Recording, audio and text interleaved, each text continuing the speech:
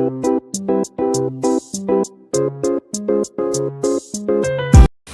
Kitchen मध्ये नमस्ते। आजची recipe आहे छान असा वांग्याचा रस्सा। मी इथे 2 ते 4 वांगी घेतलेली आहेत, स्वच्छ धुतलेली आहेत आणि इथे कट करून घ्यायची। कट केल्यानंतर आहे ना पाण्यामध्ये ठेवायची, नाही तर वांगी आहे ना पाण्यामध्ये ठेवायची, नाही तर काली पडतात।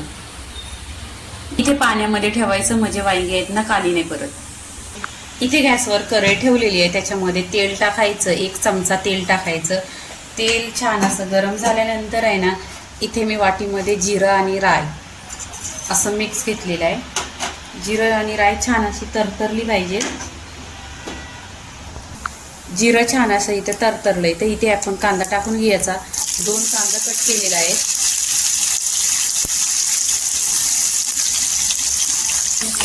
इथे कांदा बघा 2 कट केलेले आहेत, छान असं बारीक कट करून घ्यायचं, तेलावर परतून घ्यायचं आणि आपल्याला जास्त जालायचं नाही, काही नाही, सॉफ्ट करून घ्यायचं।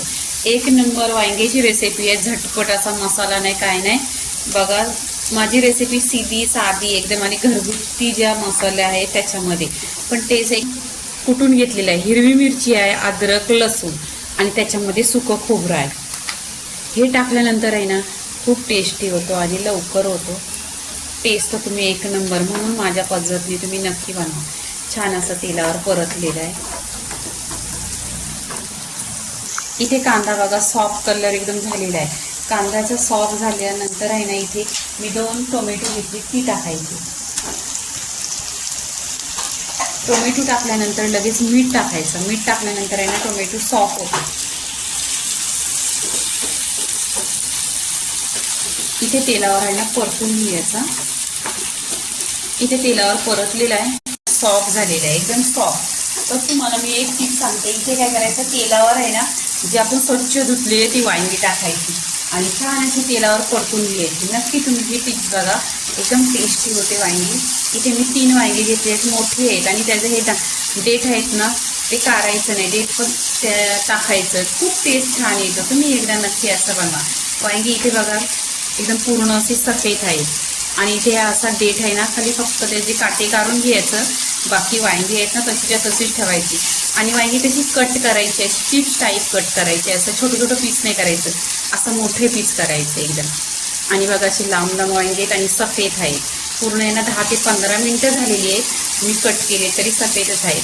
तेव्हा मी बोलते माझी टिप्स बघा आणि वांगी तेलावर परतली तरी पण वांगी याची कालपाटलीच नाही। आता इथे काय करायचं, आपण घरगुती मसाला, गरम मसाला एकदम घरगुती आणि मी घरामध्ये बनवलेला आहे।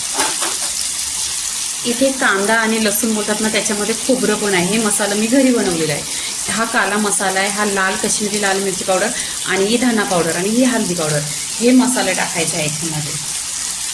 एकदम अशी टेस्टी होते ना ही रेसिपी की तुम्ही आहे ना ह्याच्याबरोबर खाणार की 1 चपाती खाणार तिथं 2 चपाती खाणार आणि कलर पण एकदम सुरेख येतो। आता इथे मीठ मसाले सगळे मसाले टाकलेले आहेत, छान असं परतायचं तेलावर।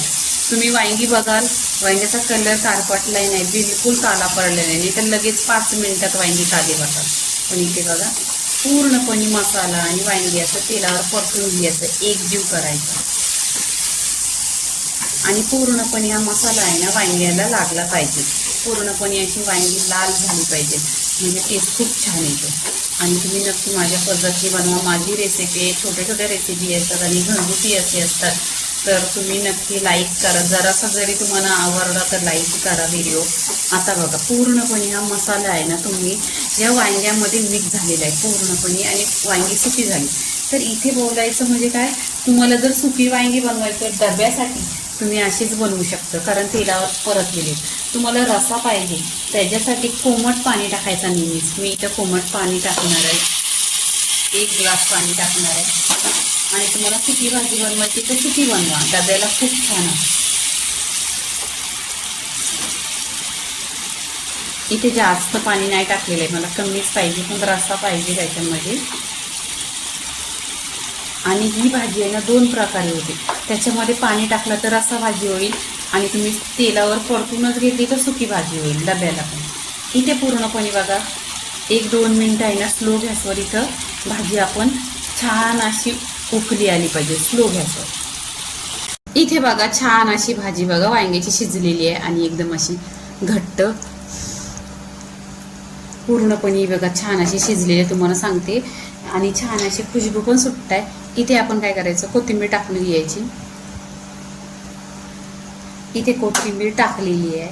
मग ही बघा रस्सा भाजी अशी छान, रस्सा पण कमीच आहे म्हणजे ग्रेव्ही टाईप आहे, एकदम छान असा रस्सा आहे। तर आपण ह्या बाजरीच्या भाकरीशी खायचं, तुम्ही बाजरीच्या भाकरीची एक नंबर लागते, कारण थंडीच्या दिवसात आहे ना बाजरीची भाकरी एकदम गरम आहे आणि वांगा पण गरम आहे, तर वांग्याची आणि बाजरीची भाकरी एक नंबर लागते। तर पूर्णपणे वांग्याची रेसिपी झालेली आहे। लाईक करा, शेअर करा, सबस्क्राईब करा आणि नेहमीच खात राहा। धन्यवाद।